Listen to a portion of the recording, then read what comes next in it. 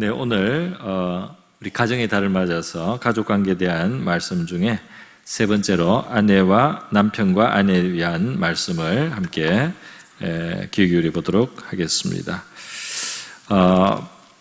미혼자인 경우도 지금 당연히 이제 지금 현재 결혼을 하고 있는 상태에 있는 분들은 바로 직격으로 적용이 되고, 미혼자들은 앞으로의 결혼 생활을 위한 마음의 준비로서 이 말씀을 받을 수 있겠습니다. 또 사별하신 분이나 홀로 되신 분들도 있겠는데요, 자신을 돌아볼 수 있는 말씀이 될 수 있는 줄 믿고요. 또 이 말씀을 좀 영적으로 적용을 할 때는 남편은 그리스도에, 그리고 아내는 교회에다가 지금 이 본문이 비유를 했습니다. 그래서 우리가 그리스도께 속한 자로서 그리스도의 신부인 교회를 어떻게 사랑해야 되는지, 또 그리스도의 교회, 그리스도의 신부로 우리가 있으면서 우리의 남편, 영적인 남편이신 주님을 어떻게 대해야 되는지, 그렇게 적용을 조금 넓힌다면 이 말씀이 누구에게나 다 적용되는 말씀이 될 줄로 믿습니다. 그래서 나는 이 본문과 상관이 없다 이렇게 생각하시는 분이 한 분도 없이 오늘 말씀을 우리가 함께 마음에 새기고 유익한 말씀으로 받을 수 있기를 바랍니다. 먼저 바로 본문으로 들어가서요, 이 남편들을 어떻게 하라 하는 말씀, 남편을 어떻게 하라는 게 아니고 아내가 남편을 어떻게 하라 이렇게 되어 있죠. 그 말씀을 보겠습니다. 22절에 보면 아내들이여 자기 남편에게 복종하기를 주께 하듯 하라 이렇게 시작을 하고 있는데요, 오늘날 우리 남녀의 평등하고 이런 의미에서 또 아내에 대한 존중이 이제 커지는 이런 상황에서 복종하라는 말이 너무 센 말로 이렇게 들립니다. 사실 이 번역이 좀 너무 강하게 된 것 같습니다.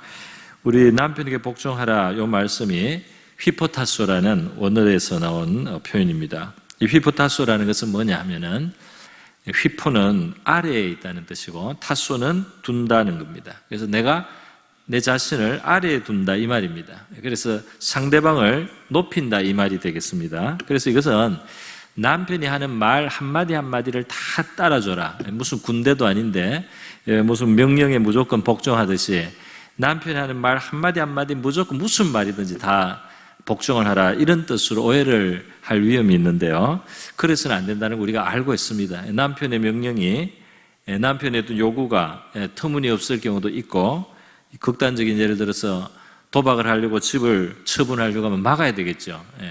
그런 거를 복종해서는 안 되지 않습니까? 그래서 이 복종하라는 말을 우리가 조금 더 깊이 생각해 볼 때, 이것은 남편을 높이라는 관계적인, 무슨 말 한마디 한마디를 순종하라는 그 뜻이라기보다 남편을 내 위로 높여주라는 그런 뜻으로, 내가 좀 남편 밑에 있는 사람처럼 이렇게 좀 처신을 해달라는 뜻으로 말씀을 우리가 생각하면 되겠습니다. 그러니까 이 남편이 때로 이 가정에 보면 우리 아내들이 또 실제 일들을 많이 하게 되고 어떤 가정의 중심이 될 때가 있습니다. 실권을 많이 가지고 있죠. 그런데 그렇더라도 마치 우리 영국 같은 데 가면은 총리가 실권을 가지고 있지만 그 위에 왕과 여왕이 여전히 있습니다. 그래서 이 굉장히 높여줍니다. 그래서 이 실권을 가지고 자기가 일을 처리하면서도 이 높여줘서 왕과 여왕의 권위 아래 자기가 있고, 거기에 어떤 허락을 구하고 임명을 받아가지고 일을 하고 또 보고를 하고 또 건의를 하기도 하고 이렇게 하면서 섬기는 모습을 볼 수가 있는데요, 이제 그렇게 힘이 있더라도 높여줄 수가 있다 이 말입니다. 이 남편에게 높여주고, 여기 지금 복종하라는 말이 너무 세고 또 좁은 의미로 우리가 너무 오해할 수도 있는데, 예스맨이 되라는 뜻도 아닙니다. 이 예스맨이 회사를 망하게 하고 나라를 망하게 할 수가 있어요. 왜냐하면 잘못된 결정을 윗사람이 책임 가진 사람이 잘못된 뜻을 가지고 할 때 그거를 하지 않도록 도와주는 것이 진정한 보필인데요, 이 예스맨들은 나라가 망하든 말든 회사가 망하든 말든 그냥 내가 칭찬받거나 인정받기 위해서 이제 아부하다가 보면 해치게 됩니다. 이 보필이라는 뜻을 동양고전에 순자에서, 순자가 있어요. 맹자, 공자 말고 순자도 있는데요, 이 순자의 책 안에 보필의 뜻이 있습니다. 군주가 어리석은 결정을 하고 잘못된 생각을 해서 자신을 망치고 나라를 망치려고 할 때는 무슨 수단과 방법을 다 동원해서라도 그것을 막는 것이 진정한 보필이다 그랬어요. 그러니까 우리가 윗사람으로서 높여주고 또는 공경해주고 이렇게 하면서도 잘못된 것은 우리가 그것을 막아주기도 해야 되고 말이죠. 그렇게 해야 된다는 겁니다. 그 아내에게 마치 그와 같은 자세를 요구하고 있다 이렇게 말할 수 있겠습니다. 이걸 거꾸로 말하면 아내가 잘못하는 것은 뭐냐면 남편을 존중하지 않으면 이것이 아내가 하나님이 기대하시는 그 위치, 그 자세를 갖지 않는 것이다 이렇게 할 수가 있습니다. 남편에게는 무엇이 필요하느냐?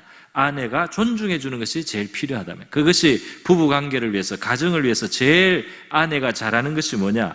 남편을 높여주라는 겁니다. 남편을 인정하고 더 권위 있는 사람처럼 이렇게 여겨주고 격려해드리고 칭찬해드리고 이렇게 하라는 겁니다. 이것을 좀 극단적으로 말하면 남편이라는 것은 아내의 사랑보다도 존중이 필요하다 말이죠.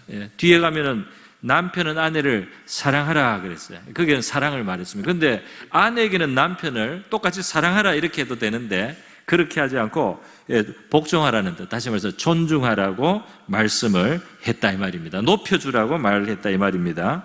그래서 이것을 우리가 좀 마음에 와닿게 표현을 하자면 남편은 사랑도 필요 없고 존중이 필요하다 이렇게 말하면 좀 와닿을지 모르겠습니다. 남편을 너무 사랑하려고 하지 말고 남편을 존중해 주려고 하라 이 말입니다. 극단적인 과장이고 말이 안 되는 말이긴 하지만 이 뜻을 좀 살려서 그렇게 말합니다. 남편은 아내가 나를 사랑해 주지도 않아도 괜찮으니까 나를 존중하면 이 남편은 만족이 되고 남편의 제일 중요한 필요가 채워지고 그것이 남편의 사랑이 우러나게 만드는 제일 중요한 열쇠가 된다 이렇게 말할 수도 있겠습니다. 가정에서 아내로부터 원래 이 존중받아야 되는 이 남편들이 존중받지 못할 때 이 결핍 때문에 남편들은 방황할 수가 있습니다. 그래서 이 세상적으로 나가면 유언가나 이런 데 가면은 잘 들어주고 정말 칭찬해주고 정말 높여주고 말이죠. 이렇게 하는 이 돈 받고 해주는데 찾아가는 사람들도 있습니다. 거기 가면은 그렇게 높여주고 인정해주고 칭찬해주고 막 이렇게 떠받들어줘가지고 말이죠. 그게 돈 아까운 줄 모르고 이제 그렇게 하는 이런 참 문제가 생깁니다. 2010년도에 MBC 그 TV 일요일 밤에 오늘을 즐겨라는 코너가 있나 봅니다. 그때 초등학교 2학년 아이의 동시가 소개가 됐죠. 그 동시 내용은 이렇습니다. 아시는 분도 있을 줄 아는데요. 엄마가 있어 좋다. 나를 이뻐해 주어서. 냉장고가 있어 좋다. 나에게 먹을 것을 주어서. 강아지가 있어 좋다. 나랑 놀아 주어서. 아빠는 왜 있는지 모르겠다. 이렇게 되어 있어요. 이 강아지보다도 밀려 있습니다. 존재감이. 실제로 우리 강아지 키우는 집에서 말이죠. 이 강아지가 자기 서열이 랭킹 3위 내지 4위인데 말이죠. 이 집의 아빠를 말이죠. 이 강아지가 자기 밑에, 한 칸 밑에 4위, 5위로 여기는 강아지가 있다는 소문을 제가 들었습니다. 그래서 이것은 뭐냐면 강아지가 동물적인 본능으로 그 집에 누가 제일 존중을 받는지 안다 이 말이에요. 누가 제일 존중을 못 받는지 강아지가 알고 있다 이 말이죠. 아이에게 있어서 이 아버지가 너무나 작아 보이는 이것은 도대체 왜 이런가 말이죠. 거기에 혹시 이 아내가 남편을 존중해 주지 않는 그 무엇인가가 이 집안의 그런 분위기를 만드는데 혹시 영향을 주지 않았는지 우리는 이제 돌아봐야 될 필요가 있다고 생각하게 되는 것입니다. 2017년 통계에 의하면 서울신문에서 말이죠. 특별기획으로 대한민국 과로 문제를 설문을 했어요. 1000명을 조사를 했는데요. 내가 직장에서 일을 하다가 죽을 수도 있겠다. 그만큼 피곤하다. 이렇게 말하는 사람이 68.4%로 그렇게 느낀 적이 있다는 사람이 68.4%. 물론 이제 여성도 직장인들이 있습니다. 그러나 우리가 좀 더 이제 일반적으로 남자들이 주로 이제 더 많지 않겠습니까? 그러니까 이렇게 10명 중에 7명 정도가 일하다가 내가 죽을 수도 있겠다. 이 정도로 열심히 일하는 대한민국의 아빠들이, 남편들이 강아지보다 랭킹이 밀렸어 말이죠. 네. 그렇게 지내고 있다는 겁니다. 30, 40대 남성들이 제일 심하다고 합니다. 판매 영업직에서는 거의 80%에 육박하는 79.5%가 과로사로 내가 일하다가 죽을 수도 있겠다는 느낌을 가져봤다는 것입니다. 이렇게 일하는 우리 가장들이 집에서 왜 있는지 모르겠다, 이렇게 여김을 받는 존재가 된 것은 굉장히 잘못되기도 했고 또 슬픈 일이 아닐 수가 없습니다. 이 아내에게 남편들이 좀 더 존중을 받는 가운데서 이 남편을 존중하라는 이 말씀, 그걸 이제 아내들이 좀 남편의 그 처지를 더 생각해서 말이죠. 그렇게 해 나갈 때 진짜 새벽에 별을 보고 밤에 달을 봐야지 집에 올 수 있는 이런 남편들 또는 아빠들이 우리 돈 버는 기계로 여겨지는 이러한 참 슬픔을 우리가 극복할 수 있어야 되겠습니다. 실제로 이것은 이제 남편의 문제, 남편에 대한 것만이 아니고 아내도 마찬가지죠. 집안에서 이 서로 배우자가 어떻게 상대방을 대해 주느냐 하는 것이 이제 아이들에게 이제 그 관점을 많이 형성하는 데 영향을 준다 이 말이에요. 그러니까 엄마가 아빠를 존중해 주지만은 그 아빠가 이 존중을 집안에서 존재감이 자꾸 떨어져서 존중받기가 어려워지고, 또 반대로 엄마도 마찬가지입니다. 엄마도 마찬가지예요. 아빠가 엄마를 너무 천대를 하면은 이 엄마의 모습이 위상이 낮아질 수밖에 없다 이 말이에요. 또 반대로 아빠가 엄마를 많이 아껴주고 위해주고 정말 사랑해주면 이 자녀들도 엄마는 이렇게 우리가 소중하게 대해야 되는구나, 엄마는 이렇게 우리가 챙겨드려야 되는구나, 엄마는 우리가 이렇게 걱정해줘야 되는구나, 이렇게 해서 엄마를 잘 섬기는 그런 일들이 자연스럽게 이루어진다 이 말이죠. 그래서 아빠를 또 존중해주면 자녀들에게 아빠의 존재감이 커지고 아빠의 권위를 인정하는 가정 분위기가 되면 이 질서도 있고 아이들의 정세도 그것이 굉장히 긍정적인 영향을 줄 수가 있다는 것입니다. 그래서 우리 아내들이 때로는 이 집에서 진짜 남편은 일밖에 못하고 그냥 이 돈 벌어오는 일밖에 사실 못할 정도로 그렇게 밖에 매여 있기도 하고 이렇지만은 실권을 가진 아내가 마치 총리가 왕과 여왕을 그래도 자기 위에 권위를 가진 사람으로 존중해줘서 그 나라의 질서가 잘 서 있는 그러한 선진국가들이 많이 있습니다. 우리 기독교 선진국가 아직 왕실이 있는 국가들이 많은데 진짜 실무는 다, 실권은 총리가 다 있어요. 그래도 왕과 여왕 이런 그 왕가가 있어서요 제일 존경을 받고 제일 권위가 있는 것처럼 취급을 해줍니다. 그래서 그 나라가 질서가 있고 그 나라에 안정감이 있고 그 나라에 구심점이 있다 이 말이죠. 우리 아내들은 남편을 존중하라는 간단한 하나님의 말씀이지만 이 말씀을 잘 우리가 받아야 되겠습니다. 아멘이 없네요. 아멘이 있어요. 이거는 제 말이라고도 하나님 말씀이잖아요. 자, 아내 이제 남편 차례입니다.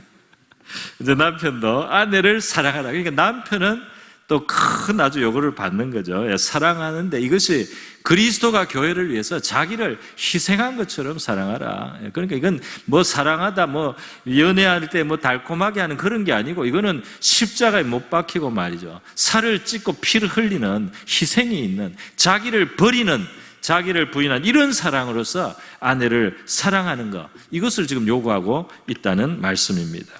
사랑은 말이나 행동이나 실천으로, 그리고 또 마음가짐으로도 하는 거죠. 아껴주는 것이고 관심을 가지는 것이고 또 공감을 해주는 것이라고 할 수가 있겠습니다. 이렇게 남편은 아내를 사랑하라고 하는데요, 요 사랑하라는 요 부분을 약간 보충적으로 우리가 뜻을 더 이해하기 위해서 베드로전서 3장에 나오는 말씀을 우리가 보충을 하도록 하겠습니다. 보충을 합니다. 베드로전서 3장 7절을 같이 한번 보겠습니다. 자막을 한번 PPT가 있을 텐데요. 베드로전서 3장 7절 같이 읽습니다. 시작. 남편들아 이와 같이 지식을 따라 너희 아내와 동거하고 그를 더 연약한 그릇이요 또 생명의 은혜를 함께 이어받을 자로 알아 귀히 여기라. 아멘. 네, 아멘. 여기서 두 가지 한번 보겠습니다. 이 남편들에게 아내를 같이 살 때 지식을 따라 동거하라 이렇게 말했습니다. 이것은 이해를 가져야 된다 이 말입니다. 깊은 이해를 가져라. 그러니까 이건 이해를 잘 못한 채로 아내와 살 수도 있다 이 말을 말하는 거죠. 그러니까 남자는 여성이 자기와 다르다, 아내가 자기와 다른 심리를 가지고 있다는 것을 잘 모른다 이 말이에요. 그것을 알고 나하고 다른 심리라는 것을 알고 그것을 이해해 주면서 아내와 함께 살아야 된다. 우리 대표적으로 집에 갔을 때 아내들이 불평을 하거나 무슨 이렇게 괴로운 소리를 하거나 탄식을 할 때 말이죠. 남편들이 그 아내의 심정을 몰라요. 그래서 남편들이 그거는 당신이 잘못 생각하는 거야. 당신도 그런 거 잘못한 부분이 있어. 이렇게 하고 자꾸 고쳐주려고 하고 수정을 해주려고 해요. 근데 아내에게 먼저 이거는 굉장히 이제 이 부부 상담을 많이 한 분들이 우리에게 주시는 지식입니다. 그렇게 하지 말라는 거죠. 아내가 지금 필요한 것은 정신적, 정서적 공감이 필요하다 말이에요. 그러니까 아내가 틀린 말을 해도 처음에는 받아주라면 무조건 얼마나 괴롭냐고 일단 해주라는 겁니다. 그래서 아내의 마음을 일단 달래줘야지 그 다음에 이제 나중에 고쳐질 수도 있지 처음부터 고치려고 하면 안 된다 이 말이에요. 남편, 아내의 불평에 대해서 당신이 더 문제가 있다 이런 식으로 해서 이 아내가 공감을 받고 위로를 받아야 되는 것이 필요하답니다. 좀 심하게 말하면은 우리 어린아이들이 어릴 때 말이죠. 넘어졌습니다. 그러면 아빠가 울잖아요. 그러면 울면 일단 달래줘야 되는데 어떻게 달래주냐면 아무 죄가 없는 그 방바닥을 때리면서 마루를 때리면서 땡지. 왜 우리 애 그렇게 박아가지고 이래서 애가 울음을 그칩니다. 그죠? 그런 것처럼 이 아내에게 필요한 것은 정답이 아니고 일단 공감을 해주고 위로해 주는 것이 필요하기 때문에 무조건 남편들은 좀 들어주고 바보 같더라도 말이 안 되더라도 일단 들어주고 공감해 주고 나서 한참 있다가 필요할 때 또 적당할 때 다를 때 이야기를 하지 그때는 공감을 해주라 이렇게 하는데 이런 지식이 있는 남편이 요즘은 많이 생긴 것 같습니다. 옛날에 이런 지식이 없어가지고요. 아내하고 이런 걸로 무조건 아내하고 이렇게 소리 지르거나 다투게 되는 일들이 많았어요. 여러분, 이 지식을 따라 아내와 동거하라는 이 말씀이 이제 그 세부적인 것으로 들어가면요. 조금 이 일반적인 데서 좀 가져와 보겠습니다. 적용을 해서요. 기독교 상담가이면서 결혼 생활 세미나를 40여 년 동안이나 인도했던 그런 어떤 전문가, 미국 사람 게리 체프만이라는 분이 있어요. 이분이 이제 사랑의 언어라는 책을 2001년에 썼는데 베스트셀러가 됐습니다. 정말 뉴욕타임즈에 3년간이나 리스트에 베스트셀러 리스트에 올라가고 40개국에 이 책이 이제 읽히고 영어로만 500만 부가 넘다는 거니까 정말 대단한 책인데요. 이분이 이 부부관계에 대해서 뭐 40년간 그 관찰을 하고 그 상담을 했으니까 얼마나 이해를 깊게 하고 있겠어요. 이분이 이제 중요한 조언을 했습니다. 뭐라고 했느냐면 사랑의 언어가 사람마다 좀 다르다는 거예요. 이것을 잘 이해를 해야만 이 관계가 사랑의 관계가 될 수 있다는 겁니다. 그 구체적인 내용은 이렇습니다. 어떤 사람은 무엇에서 사랑을 느끼느냐면 자기를 인정해주고 칭찬해줘야만 사랑을 느낄 수 있다는 거예요. 이 사람한테는 물질이 필요 없습니다. 이 사람에는 다른 투자가 필요 없습니다. 말을 잘해서 당신은 이런 면에서 참 좋다, 훌륭하다 이런 말을 해줘야지 그 사람은 인정받으면서 칭찬을 받으면서 이 사랑을 느끼는 사람이 있다면 그런 언어가 있다. 또 사람에 따라서는 다른 데서 사랑을 느끼는데 이 사람은 뭐냐면 함께 시간을 보내줘야만 사랑이라고 느낀다는 겁니다. 뭐 아무리 좋은 말을 해도 뭘 물질을 제공을 해도 소용없고 같이 있어주는 시간이 있으면 있을수록 그것을 사랑으로 받아들이는 그런 언어를 가진 사람이 있다 그랬어요. 그리고 또 있다고 했습니다. 뭐냐면은 이 접촉을 통해서 사랑을 느끼는 사람이 있다는 거예요. 그래서 손을 잡아주거나 얼싸 안아주거나 이렇게 만져주고 이렇게 머리를 쓰다듬어주고 이렇게 스킨십을 할 때 이것이 사랑이라고 느끼는 사람도 있다 이 말입니다. 그리고 또 네 번째로는 선물을 주는 거라는 거예요. 선물을 자꾸 이렇게 주고 기회가 있을 때마다 선물을 자꾸 주면 이 선물을 받으면서 저 사람 나를 사랑해 주는구나 이렇게 느끼는 사람도 있다는 거예요.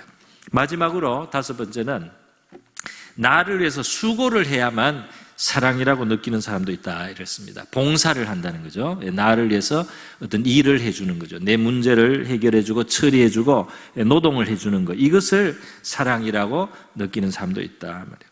그래서 중요한 것은 뭐냐면 내가 사랑이라고 느끼는 그 언어를 가지고 나는 사랑을 표현하는 경향이 있는데, 다시 말해서 내가 만약에 만지고 이 접촉하는 데서 사랑을 느끼는 사람은 나도 남을 사랑하면 자꾸 만지려고 그 아내를 쓰다듬어주고 이렇게 하면 아내가 사랑을 느끼려니 하고 하지만 실제로 그렇지 않을 수 있단 말이에요. 아내의 언어는 다를 수가 있다는 겁니다.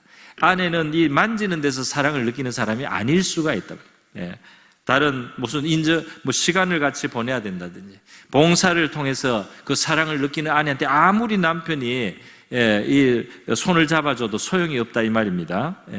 그래서 상대방의 언어를 가지고 상대방에게 사랑을 표현해야만 이 사랑이 주어지고 이 사랑이 통한다는 거예요. 그죠? 그래서 이제 예를 들자면 그렇다는 겁니다. 이 남편이 아무리 손으로 쓰다듬어줘도 아내는 이 남편이 그렇게 하는 것은 사랑으로 안 느껴져요. 쓰레기를 치워줘야지 사랑으로 느끼는데, 한번 청소기를 한번 돌려줘야지 말하기 전에 알아서, 그래야지 사랑으로 느끼는. 남편은 그런 거는 대수롭지 않게 여기고 말이죠.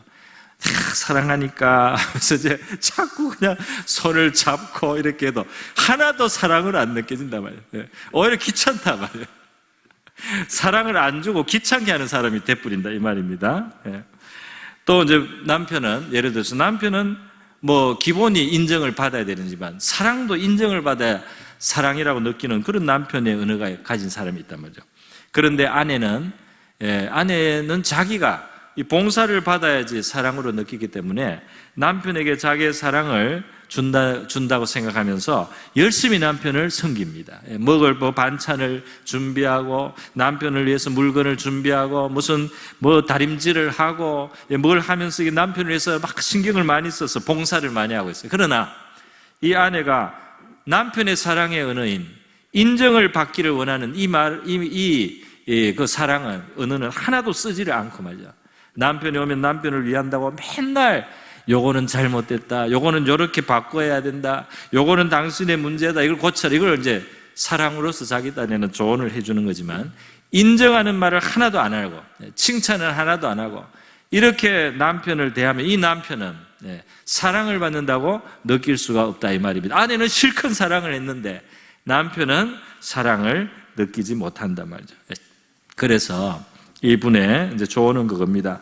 상대방이 무엇을 진짜 원하고 무엇을 사랑으로 받아들이는지를 빨리 알아가지고 거기에 맞춰서 사랑을 주라 이렇게 말을 합니다. 지혜로운 말인 줄 믿습니다. 성경에는 없지만 이제 우리 일반 지식적으로 일반적인 경험에서 나와서, 물론 이제 어떤 사람 따라 딱 하나가 아닐 수도 있고 요거 두 가지일 수도 있고 그렇겠죠. 그래도 어쨌든 간에 상대방이 눈높이로 맞추어서 우리가 사랑을 표현하라. 그래서 남편이 아내를 사랑할 때 지식을 따라 아내와 함께 살고 아내를 사랑하라 이랬기 때문에 아내가 무엇을 사랑으로 느끼는지 남편들은 잘 좀 파악을 하고 이해를 하려고 노력을 해서요, 그 맞는 사랑으로 주어서 우리 말씀을 온전히 우리가 실천할 수 있기를 바랍니다. 그런데 아내를 사랑하라는 이 말 속에 말이죠, 어떤 사람은 내가 아내를 사랑하니까 그러면 아내 하자는 대로 다 해줘야 됩니까? 이렇게 물을 수도 있어요. 그거는 아닙니다. 성경에 보면은 아내의 말을 다 들어주라고 성경은 우리 가르쳐주지 않아요. 아브라함의 예를 들어보면 바로 나옵니다. 아브라함이 아내 사라의 말을 듣고 하갈을 취한 것은 잘못한 거예요. 그는 하나님의 뜻에 벗어난 겁니다. 그러나 또 아내의 말을 그렇다고 무조건 안 받는 것도 아닙니다. 하갈이 잘못했을 때 이 사라가 하갈을 내보내야 된다고 할 때 그 갈등되는 요소가 있었지만은 하나님께서도 사라의 말을 들으라 그랬어요. 그래서 아브라함이 그 말씀을 순종했어요. 그러니까 말을 들어야 될 것도 있고 안 들어야 될 것도 있다 이겁니다. 성경은 그렇게 말해요. 아하방은 아내 이세벨의 말을 듣고 우상 바알을 섬겨서 나라를 망치고 가문을 망하게 했습니다. 아내의 말이 문제를 일으키기도 하는 겁니다. 우리가 아는 성경 창세기의 그 인류의 타락 사건에도 아담이 하와의 말을 듣고 선악과를 하나님 그 말씀 걸 먹어서 그 사망을 죄로 떨어지고 말았어요. 먹기는 하와가 먼저 먹고 또 하와 말을 듣고 아담은 먹었는데도 나중에 보면은 말이죠. 하와의 범죄라는 표현은 성경에 거의 안 나옵니다. 아담의 범죄라고 나오네요. 아담이 죄를 지었다. 아담이 불순종했다. 이렇게 성경이 자꾸 아담의 책임으로 돌린다 이 말입니다. 이제 그게 바로 남편의 자리입니다.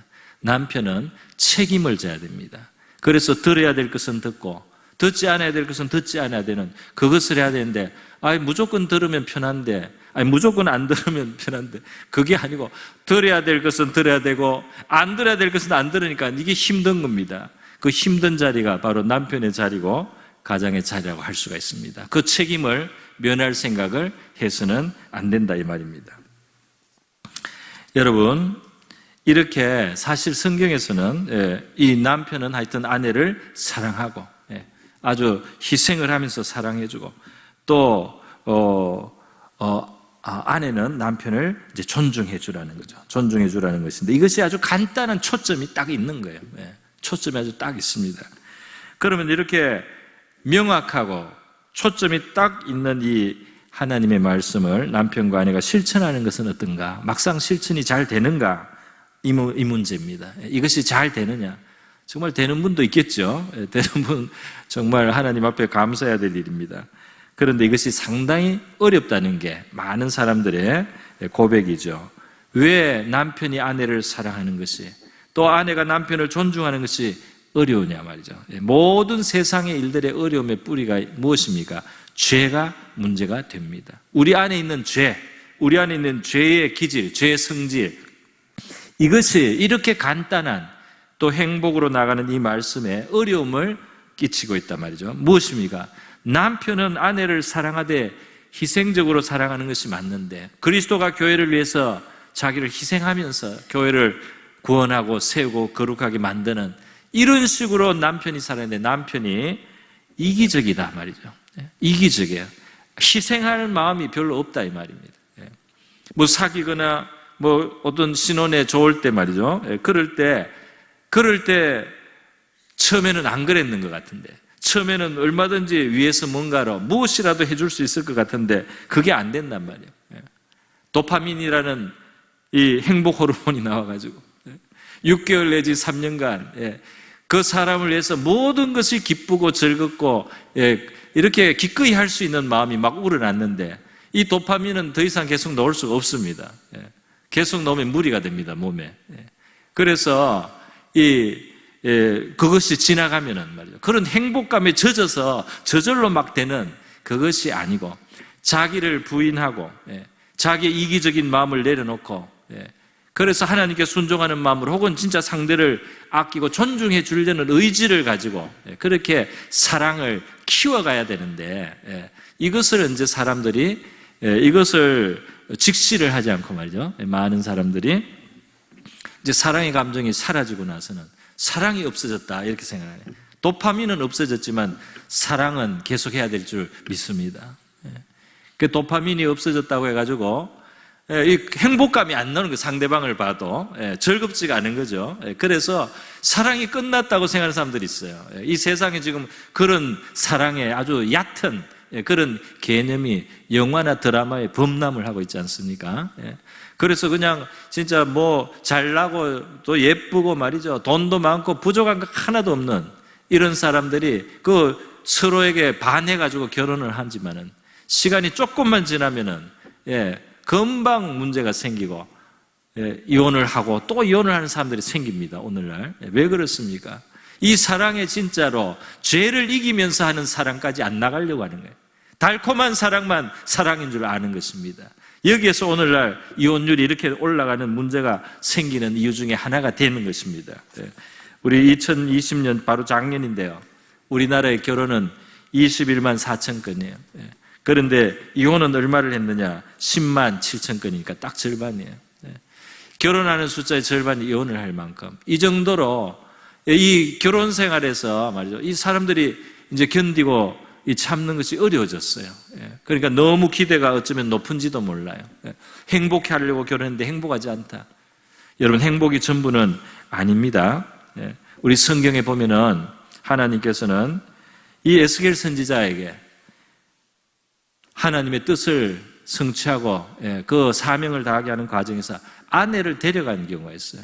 그래야만 이 지금 하나님의 거룩한 뜻을 이스라엘에게 전가하고 이게 임하는 재앙을 위해서 미리 예비하게 하는 그런 선지자의 사명을 이루는 과정에서 하나님이 아내를 취하여 갑니다.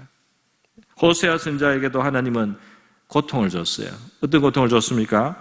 방탕한 아내를 맡게 해가지고 말이죠. 그 아내 때문에, 바람 피우는 아내 때문에 얼마나 속을 썩는지, 그것을 가지고 말이죠. 하나님께서 이 호세아 선지자가 이스라엘이 하나님을 떠나서 다른 신에게로 달려가고 다른 우상과 다른 나라를 의지하고 사랑하고 자꾸 영적으로 간음을 하는 이스라엘 백성들을 향하신 하나님의 마음을 온전히 전달하는 그 사명을 위해서 호세아 선지자의 결혼 생활에 하나님은 사실 가시를 주셨다고 할 수가 있습니다. 그러니까 이게 최고 가치가 그 달콤한 행복만은 아니에요. 물론 하나님의 뜻 안에 우리가 들어갈 때 최선의 최고의 행복이 있을 줄로 믿습니다만은 그것이 목적이 되고 그것이 전부가 되면은 결혼이라고 하는 것은 굉장히 어려워진다 이 말입니다. 여러분, 이래서요, 사실 이 남편들이 이기적으로 이기적인 이 죄인의 마음이죠. 죄성을 가지고 사랑의 이제 반대가 이미 우리 안에 있는 겁니다. 그래서 이 참 남편을 보고 자신 인생을 의탁했지만 이 아내를 진심으로 희생적으로 계속 사랑해주지 못하는 거예요. 그리고 또 아내를 오히려 아내에 대해서 여러 가지 이제 불만을 갖습니다. 집에서 별로 하는 일도 없는 것 같다. 이런 식으로 섭섭한 말을 하게 되고요. 어려우냐 이게 집에 있는 게 이렇게 말하는 남편들. 요즘에 일하는 분들도 물론 많지만은 그러나 이제 가사 노동이라든지 육아라든지 사실 굉장히 어려운 일입니다. 이거를 이제 남편들이 조금 기간을 해가지고 이걸 경험해 보면은 이 아이하고 씨름하는 게 엄청나게 이게 피곤한 일이에요. 그래서 그게 피곤해서 직장으로 가는 사람도 있어요. 애 키우는 게 힘들어서 애는 맡기고 직장에 간단 말이에요. 그 정도로 애 키우는 게 어렵다 이 말입니다.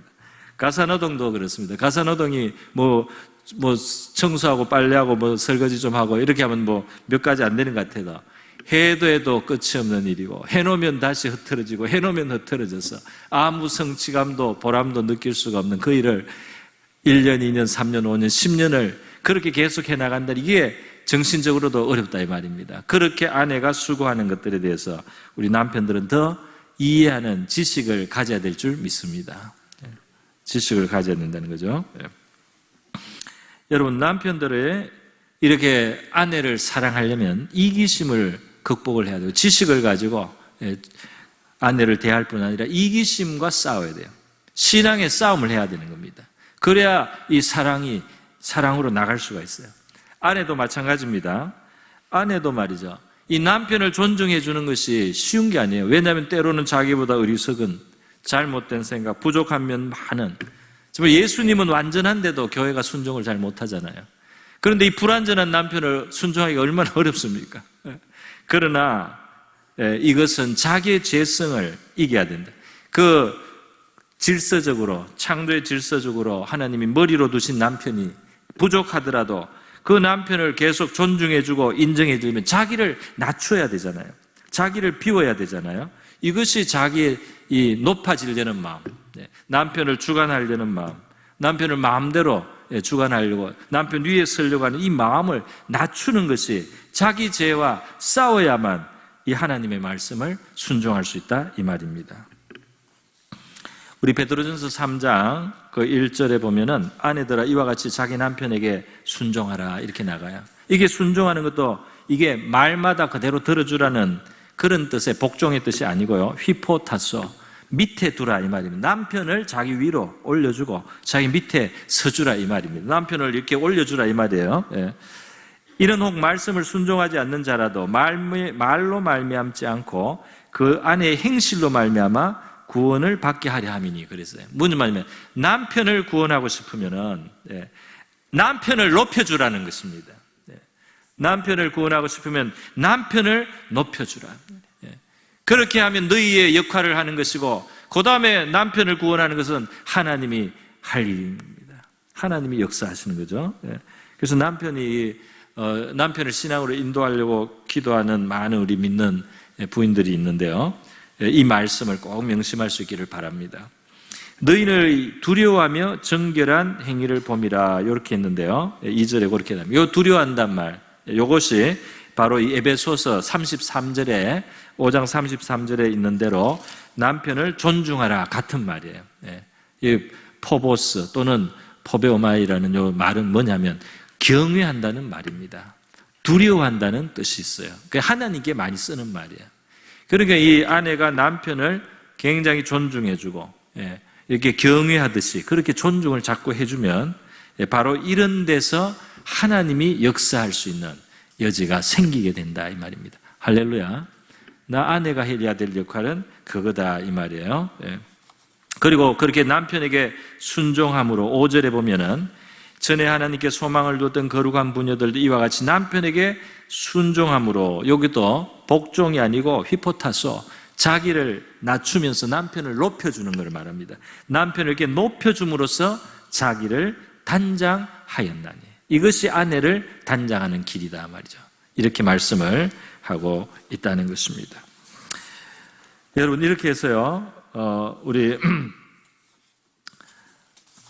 아내는 자기의 죄성, 우리가 이 권위를 은근히 우리가 낮추기도 하고, 우리가 우리의 그 권한 위에 올라서서 말이죠, 이 윗사람이라도 움직이고 싶은 이런 욕망이라든지 자기를 높이고 싶은 이런 마음, 이런 죄성이 있는데, 이것을 낮추어가면서 자기의 그런 죄된 소욕을 낮추면서 이 남편을 하나님의 질서대로 계속 높여주는 이 영적인 싸움을 해야지 하나님 말씀을 순종할 수 있다, 이 말입니다.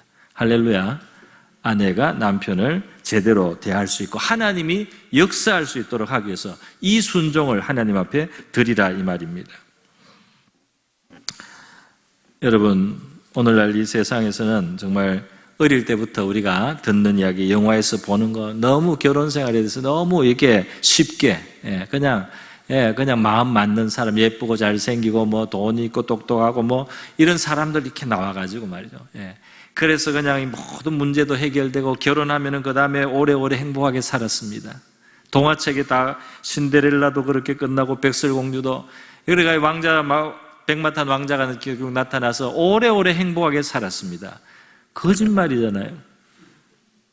그래서 어떤 사람이 동화책 안 읽힌다는 분도 있어요. 애들에게 환상을 심어줘가지고 진리에서 벗어난다 말이에요. 오래오래 그렇게 쉽게 행복하게 사는 게 아니고 그거 맞춰가기 위해서 10년, 15년, 20년을 노력해 가야 되는 그러한 시간이 필요하고 자신의 죄를 억누르고 싸워야 되고 순종해 나가야 되는 그러한 과정을 거쳐야만 성숙한 사랑이 있고 우리가 발전하고 하나님 앞에 바로 서게 되는 줄 믿습니다.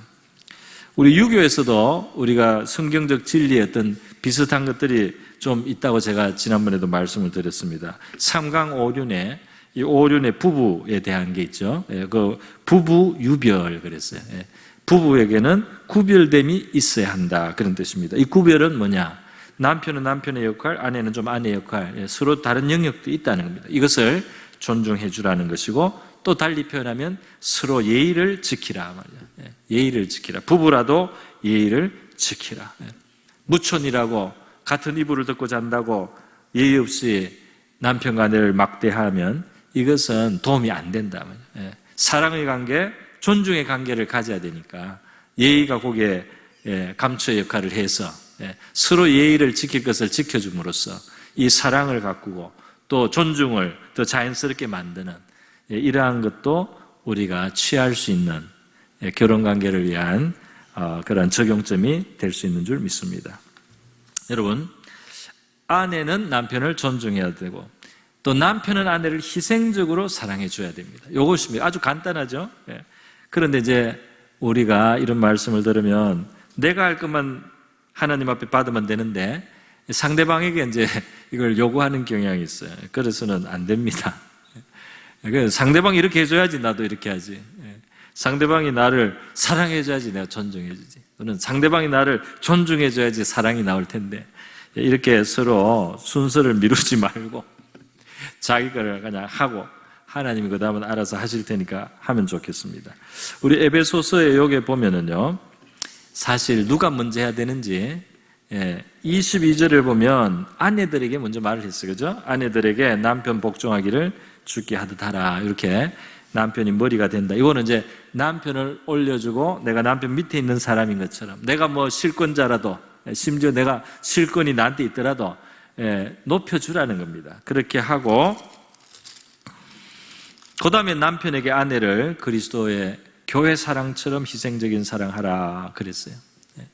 그런데 이게 끝이 아니에요. 이것만 보면은 아내가 먼저 해야지 이렇게 생각할 수가 있는데요, 하나님이 우리가 그렇게 남편 편리하게 말씀을 받도록 하지를 않습니다. 33절의 결론을 보세요. 33절의 결론을 다시 내리지 않습니까? 그러나 너희도 각각 자기의 아내 사랑하기를 자신같이 하고, 남편에게 오면은 먼저 줍니다. 그리고 아내도 자기 남편을 존경하라. 이거 존경으로 바뀌었잖아요. 바로 그겁니다. 휘포타소, 높여주고 내가 밑에 서주란 말입니다. 그리고 존경하라는 말은 경외하라, 포베오마이 또는 포보스, 이 두려워하면서 경외하라는 바로 그 뜻이에요. 그래서 남편을 그렇게 높여주는 이것을 이제 아내가 하라고 지금 말씀하고 있습니다.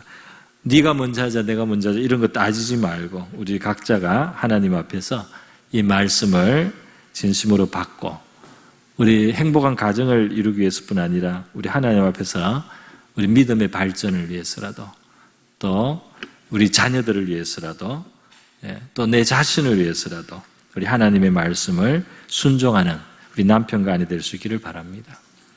또 우리 교회를 사랑하고 주님을 경외하는 우리 모두가 될 수 있기를 바랍니다.